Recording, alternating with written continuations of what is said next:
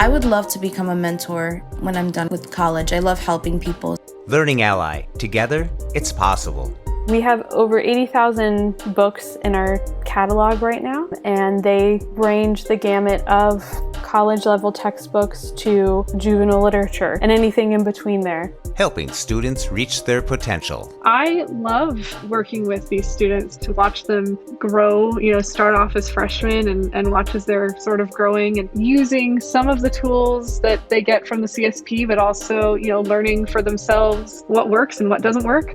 Solutions for blind and visually impaired students. I think it's great for any blind or low vision student who is currently in college or getting ready to attend college. And now please welcome from Learning Ally, Abigail, Rachel, and Gabi. And from Blind Abilities, Simon Bonenfant. We hope you enjoy. Just seeing them progress in their skills and in their journeys, it's fantastic.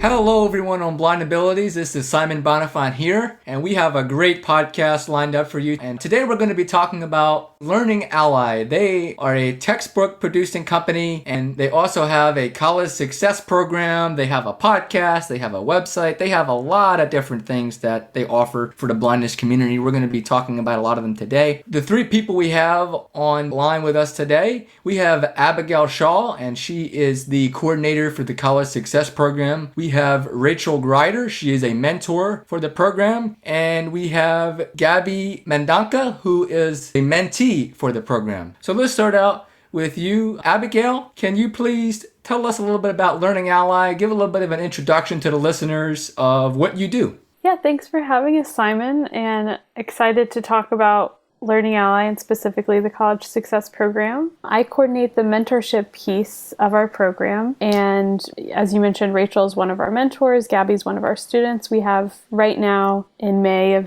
2021, we have 27 blind and low vision mentors working with about 110 college students who are blind or low vision all across the country. Our program is completely free of charge. It's available to students who are about to begin college or in the midst of an undergraduate or graduate program, and they are eligible to use our audiobooks, work with our mentors, access our resources, and be a part of our community. Okay, great. So can you describe to the listeners what types of textbooks that you provide and those types of services, and can you kind of differentiate why Learning Ally is better than some of the other services out there, and also kind of give a little bit of a history of it? I know that you started off as the recordings for the blind and dyslexic, and then you moved into Learning Ally, and why you're better than your competitors.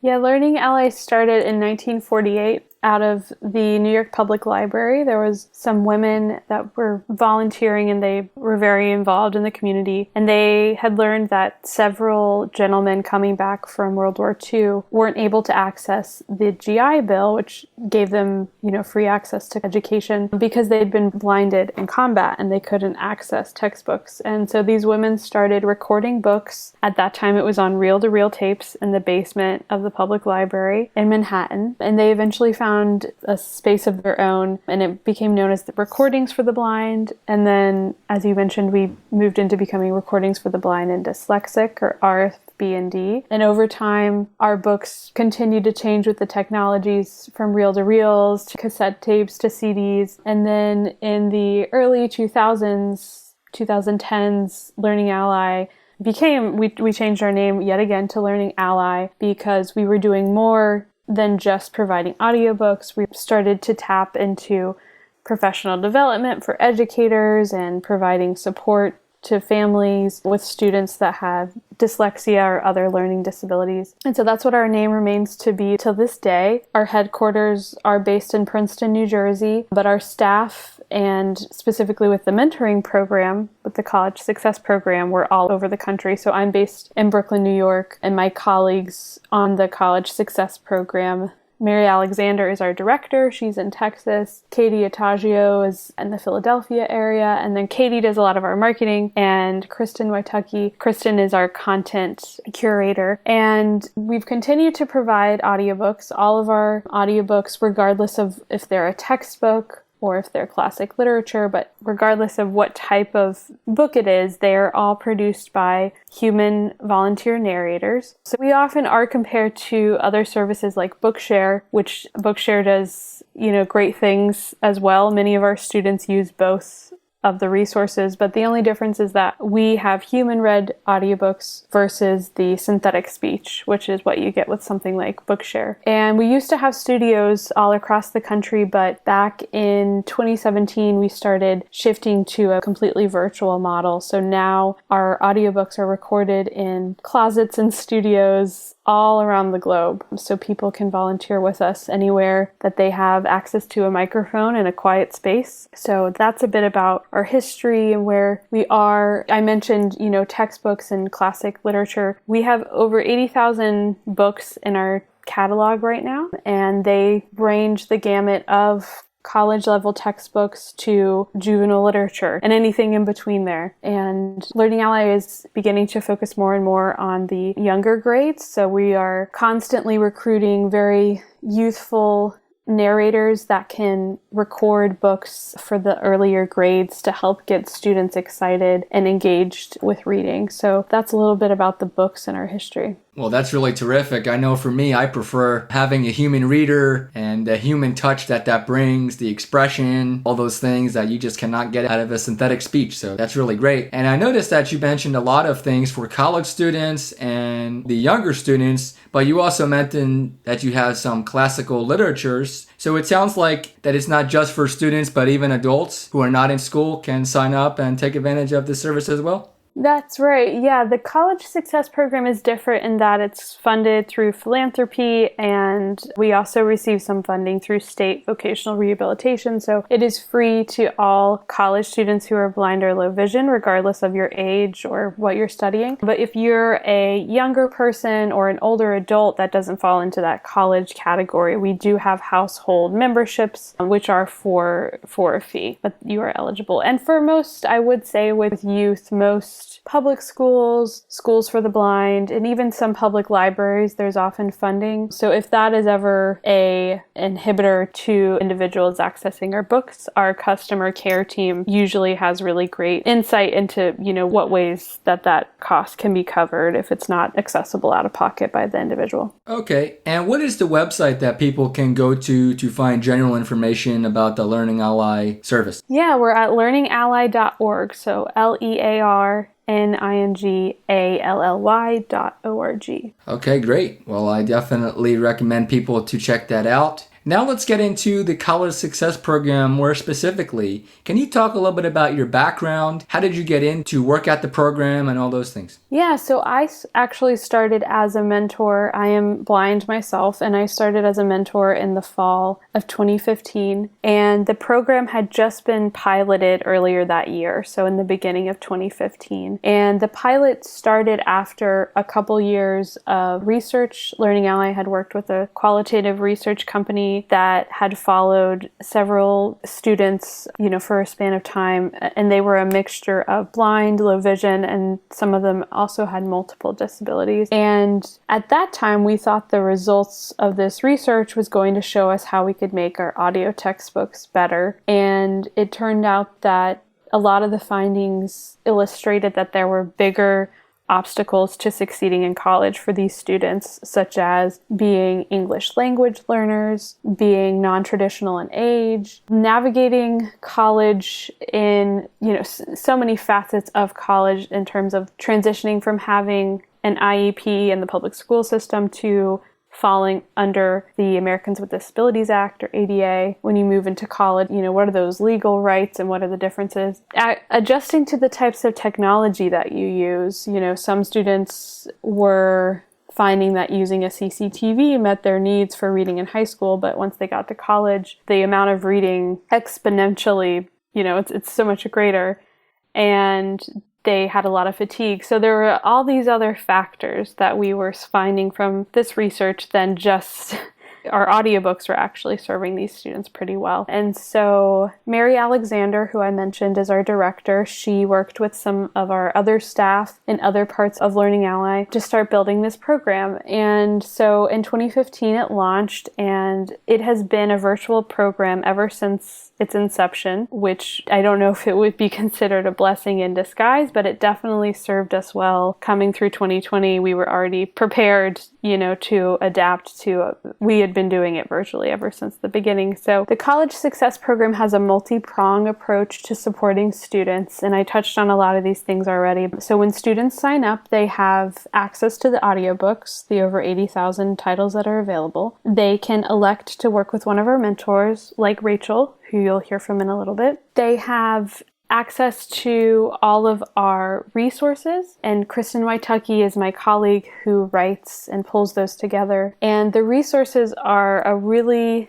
great wealth of information. They're formatted like blog posts and articles, and they are intentionally written to, speaking directly to students, since they are they are responsible for their learning and directing their learning. And the resources cover all kinds of things like how to get involved on campus, getting involved with clubs, and balancing your time in school with the social parts and the academic parts, because we try to take a holistic approach to working with students and recognize that college is a time of personal growth and discovery, and it's not just going to come through the classroom. It comes through relationships you build in clubs and, with your roommates and that kind of thing. To other things, we have some career exploration articles. We have just a whole wealth of resources. And we also have a blog. That content is a little slightly different from the resources. And then lastly, we have what we call our community, and that encompasses, we have a private Facebook page. We have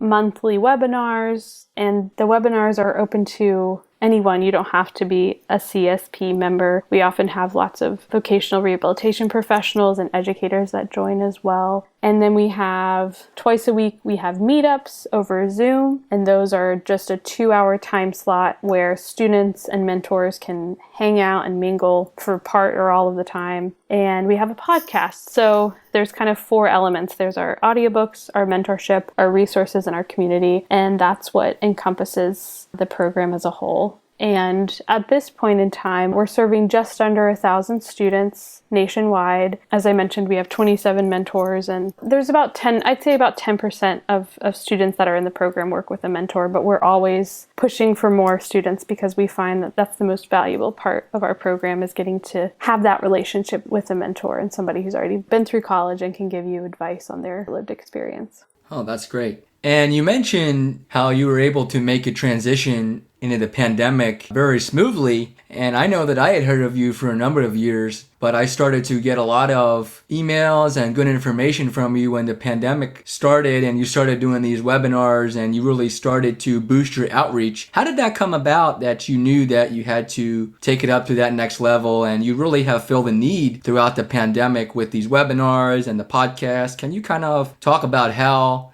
it came about to expand that and give the listeners a little bit of what these webinars are like, what kind of speakers that you have, because I know that I have joined a few of them and I found them to be very engaging and informative. There was a couple of factors that contributed to the increase in the content that you probably saw. And the first one is that Katie Atagia, who's our marketing and engagement manager, she had started working with us in late 2019, and she really brought a lot of her skills and talents and experience with marketing and pushing out. We were starting to push out more newsletters and really doing that marketing piece. And then came the pandemic, and we actually received a lot of feedback from both students and a lot of our mentors with ideas about how could we fill some of these gaps that students were experiencing and not being face-to-face anymore. And so we did start doing the webinars. Our podcast we had started working on some of that production prior to the pandemic as well, and have carried on. So those were kind of Katie being a very positive force and the pandemic being something unexpected, but in the end was also we made lemonade out of lemons, if you will. But those were kind of the two forces that collided for us to up our content. And as far as the webinar subject matter, there have been a whole plethora of speakers and topics. All of our past webinars live on our YouTube channel, so anyone after hearing this, you're welcome to go explore more. We had one on guide dogs, and the topic was, considering if a guide dog would fit in with your lifestyle. And we had one of our mentors, Jimmy Beam from Tennessee. He has a dog from the Seeing Eye. And then we had a staff person from Guide Dogs for the Blind out in California. They just had a conversation about working with a guide dog and what does it look like and would it be. They kind of worked through some questions that students should ask themselves. And then we've also had packing apps for college, and that was at the beginning of last school year. So some of our mentors, both blind and low vision, shared apps that they like to use for academic and navigation and, all the apps that they like. We've had some other webinars on internships and gaining work experience while you're in college. Yeah, there's many others, but that gives you a good idea. Yeah, that's perfect. That's great. You recently rebranded your website to have a lot of new changes and new things on there. Can you talk about the new changes? And I'm assuming that people can go to that website to find all the resources like the podcast and the YouTube channel. Can you give that web address, where to direct them and what they can find? Yeah, so we did create a new website, and there was a couple of reasons why. We had formerly been using a learning management system to house all the resources I was talking about, and we just weren't happy with a lot of the systems on the market, so we created our own. So you can find our new website at College Success BVI, so College Success Bravo Victor Indigo .org. And once you're there, we've done a lot of testing to ensure that it's screen reader compatible and works well for those who are using screen magnification or color inversion. And we're always happy for feedback as well. But once you're there, you can find links to the resources. You can sign up. You can see all of our events. The meetups that I mentioned that take place twice a week, they're up there. We do those on Zoom, so you can access the link there. And you can also link out to all of our social channels through the website as well. So collegesuccessbvi.org is our new website. Okay, and can you give the name of your podcast and your YouTube? I'm assuming that for the podcast, people can go into their podcast app of choice and look you up, but can you give the name and also for YouTube? Right now, we are only on iTunes, podcasts, and YouTube. We hope to make it onto Google Play and Spotify and all the other places, but right now it's just those two spots. If you search for College Knowledge in iTunes, that's where you'll find us there. And what about social media? Where can people find you on there? Yeah, we're on Twitter. We do have a private Facebook page for students, but we also have a publicly facing Facebook page. And so Twitter and Facebook are the other two places you can search for us. Okay, great. And you can get there from the websites. Yes, you can. So that's another reason for listeners to go to the website and check it out and get some informational resources as well. Well, thank you, Abigail. Now let's turn it over to Rachel. We have Rachel Grider. Rachel, how you doing today? I'm great. How are you doing? I'm doing very well, thank you. Can you tell us a little bit about your background? I know that you are blind yourself. Can you talk about your background? Give a little brief history of your life. I went to college I graduated high school 2007, so I started college at California State University Stanislaus, and I graduated with a degree in music in 2011, and then I did my master's degree in Baltimore, Maryland at Peabody Conservatory. And I got my degrees in voice performance and music theory pedagogy. And I graduated from there in 2013. Then I moved back here to California and I started teaching voice and eventually started working at a music academy here in Modesto, California. And started working at Learning Ally in 2017. Okay, great. I'm glad that you're in the music field. I am in music field as well, so I definitely know that area of expertise, definitely.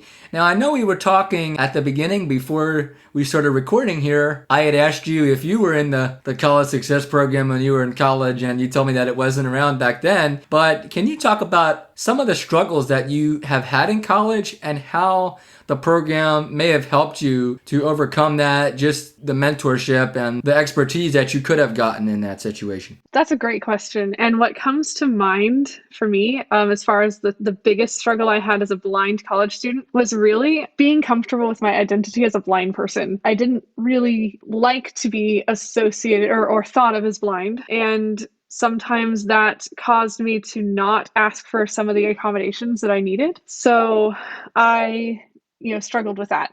So I think if I had had the college success program around at that time, I like to think I would have utilized it. I should have utilized it. And it would have helped me, if I'd had a mentor, a strong blind person that I could look up to and who could show me that, yes, it's okay to be blind. And yes, it's okay to ask for these accommodations. And it's okay to get help sometimes with things that are needed because something isn't accessible, and it's okay to tell a professor that you need something sent in another format because what they sent isn't accessible. I think that would have helped me a lot. Yeah, that's really terrific. Having the ability to talk to blind role models who have been there, done that, as they say, can be really, really helpful. So that's great. Can you describe how you got into the College Success Program in terms of being a mentor, and kind of take us through what you do in the mentor role in terms of what you talk to your student about and how often do you talk to your student and all that stuff? So as I said before, I got involved in 2017. I was told about the program from a friend of mine from the NFB. I had honestly been feeling somewhat unfulfilled in my job before that because I had been thinking about how cool it would be to have a job working with blind people. And I just had really wanted that. And then I heard about this opportunity and I thought, oh, this sounds interesting. I had never had much contact, or actually any contact, I don't think, with Learning Ally before. So I, went ahead and applied and became a mentor for Learning Ally in addition to teaching music, which was great. And it has been really awesome. I love to be able to pay forward some of the advice and the tools that have helped me, and also sharing my own experiences as a college student to help other students. Right now, I actually have 8 mentees, and some of them I meet with once a week. Some of them I meet with once a month. Some of them I meet with once every 2 weeks. Some of them I just meet with as needed. Like, it's really up to, and I always tell them it's up to them how much they want to talk with me. And I will, if I don't hear from them for a while, I'll send them a text or just to see how they're doing, and I'll forward them information when I come across things that might apply to them. I love working with these students because it's super rewarding, especially for the ones that I've had for a long time, like to watch them grow, start off as freshmen and watch as they're sort of growing and coming into their own more and using some of the tools that they get from the CSP, but also, learning for themselves what works and what doesn't work, and just seeing them progress in their skills and in their journeys. It's fantastic. And I have to say, I think I learn as much from my mentees as they learn from me. I probably learn more from them. For example, Gabi here, when we talk, I feel like a lot of times what we're talking about is, it's almost like we're just hanging out, and we're, right? And we'll talk about, her school and her stuff, her experiences as a student, but then we'll also talk about other things. And she's given me a lot of great information about recording for my YouTube channel and all these other things. We'll share technology secrets and just cool stuff like that. So really, it goes both ways and it's awesome. And as far as some of the things that I do talk about with my students, just like Abigail said, we take a very holistic approach to college experiences. And in my opinion, the social aspect, living skills, advocacy, like all of those things are just as important as the academics. So we talk about all of it. We talk about academics. I usually start by asking my students, how their week was, or however long it's been since I've, talked to them, how it's gone, to report on their progress, on their goals. We set some goals in the beginning of the semester usually, and we'll talk about the progress they've made on those goals. Yeah, so we'll talk about academics, we'll talk about socializing, we'll talk about technology, mobility, anything, whatever. Really, it's kind of whatever they have questions about, whatever they want to talk about. Yeah.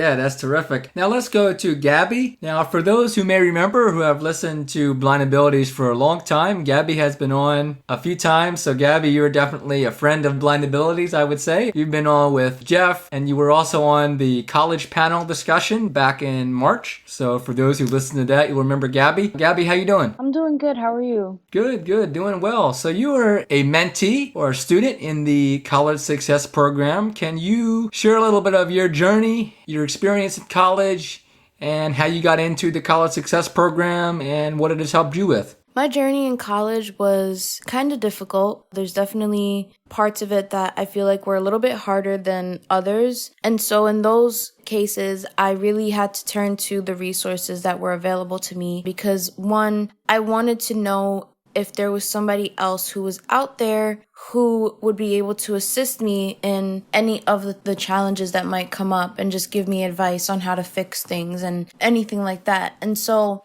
I was already using Learning Ally previously, so when I found out about the CSP mentorship program, I signed up to become a mentee right away, and I started meeting with the mentor that I had at the time, like every other week. And we would talk about social skills. We would talk about advocacy, lack of accessibility, and how to kind of fix those issues.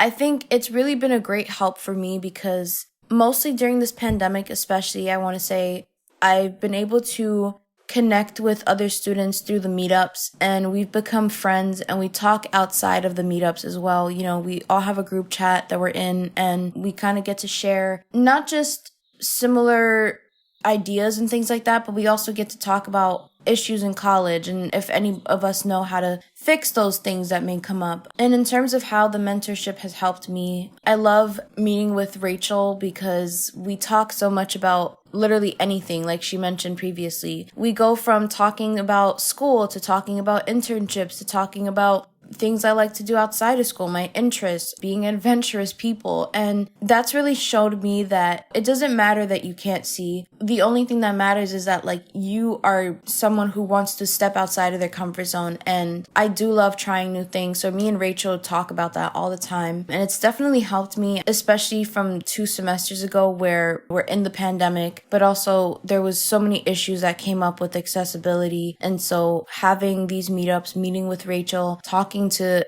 the other students, that kind of helped me to learn how to figure out how to fix those issues. Yes, and I know we touched on this a lot in the college panel discussion, but what kind of challenges have you been faced with in your academics in college or in any sort of situation, and have you noticed that the program has really helped you in that way? The challenges that I've been faced with in college would have to be a lack of accessibility. From day one, I tried to work with the faculty to make the campus more accessible, not just for myself, but for any other blind, low vision student that may attend in the future. And, it definitely worked for a while, but I feel like there was still room for improvement. And I feel like this mentorship helped because, again, it all goes back to learning how to advocate more or talking about issues that may come up. And so I am really appreciative of using this program, and I think it's great for any blind or low vision student who is currently in college or getting ready to attend college. Oh, great. So do you think that you're going to become a mentor when you get out of college? I would love to become a mentor when I'm done with college. I love helping people, so I feel like it would be a great thing to do. Good. Well, I know just from the time that we've talked doing that college panel, I know you definitely qualify. That is definitely good. You have a lot of wisdom and insight. So you're on the right path there. Well, I think there's a really important theme here that we've heard throughout the podcast, folks, and that is just giving back and paying it forward from all of the experiences that we've all had. And that's really important in the blindness community, to learn from each other, network, and help each other along the way and pay it forward, as we heard. So that's terrific. Abigail, just to put it back to you real quick as we wind up here, can people go onto the website to sign up for either being a mentor or mentee? Is that something that you can do on the website as well? And what is the application like? Yeah, if you're a student and you want to sign up, go to our College Success bvi.org. You can create an account. It's pretty painless. There's just some basic demographic information like, you'll need to provide an email and where you live, what school you're attending or that you're planning to attend. And then you will have to provide some certification that you are blind or low vision. And there's a couple ways you can do that. If you have a Bookshare account, you can provide that, a letter from an eye doctor or your commission counselor or services for the blind counselor. So there's a couple ways. If you would like to become a mentor, it is a part-time paid position and we do interview and, recruit candidates. So if you're interested in that, you would reach out to me directly. My email is afshaw, SHAW, @learningally.org. And so you can email me. We have not started recruiting for next year, but if anyone ever has interest, you can reach out to me. I'm happy to share a description and keep your name on the list if you are interested and eligible. And if you have any general questions, you can reach us at csp@learningally.org. And then I mentioned the social channel on Twitter. We're at Learning Ally BVI. Same on Facebook, Learning Ally BVI. And the College Success Program on YouTube. And then you can search for College Knowledge in iTunes for our podcast. Okay, great. And I know that you have a mailing list that you alert people of the webinars and things like that. I'm guessing that if somebody wanted to sign up for that email, they can send you an email on that? You can email me directly or the csp@learningally.org. Okay. And I'm just curious to know, because I know that the college textbooks can be very specialized and a lot of specialized things. If there is a textbook that a student needs that is not available in the catalog, is there an ability for them to request that textbooks be produced? Yes, if you go to our learningally.org webpage, there is a link where you can, I think it's either labeled as book suggestion or book request. We cannot guarantee that every request will be produced just because we are working with human narrators and there is a lot of requests that we get from both individuals and educators. And we have to consider how many people will a book be able to serve in the long run. We have to kind of weigh the costs and benefits, but you can submit a request that way. And there's also a toll-free number. If you go to learningally.org, our toll-free number is listed there, so you can reach out to customer care if you have any additional questions about memberships or if you're having trouble finding a textbook. Mary McLaughlin is our wonderful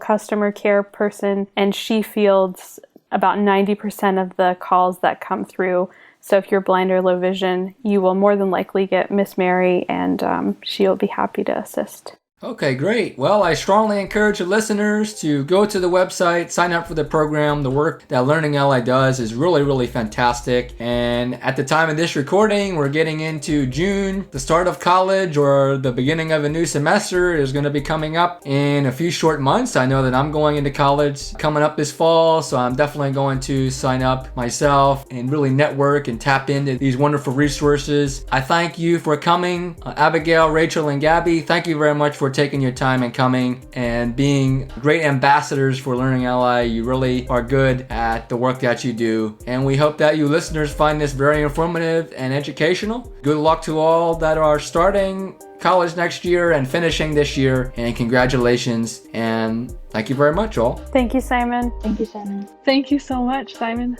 Thank you. Such a great interview. Thank you, Abigail Shaw, Rachel Greider, and Gabi Mendonca. And Simon, great job as always. And for more podcasts with the blindest perspective, check us out on the web at www.blindabilities.com, on Twitter @blindabilities, and download the free Blind Abilities app from the App Store and Google Play Store. That's 2 words, Blind Abilities. And you can subscribe to the Blind Abilities podcast on any of your podcatchers of choice. Just search for Blind Abilities. Yes, that's 2 words, Blind Abilities, and stay up with the latest podcasts from the Blind Abilities team. And if you have any questions, want to leave some feedback, or just want to say hi, you can give us a call at 612-367-6093. We love to hear from you. And from all of us here at Blind Abilities, to you, your families, and friends, stay well and stay strong. Want to thank you for listening. Hope you enjoyed. And until next time, bye-bye.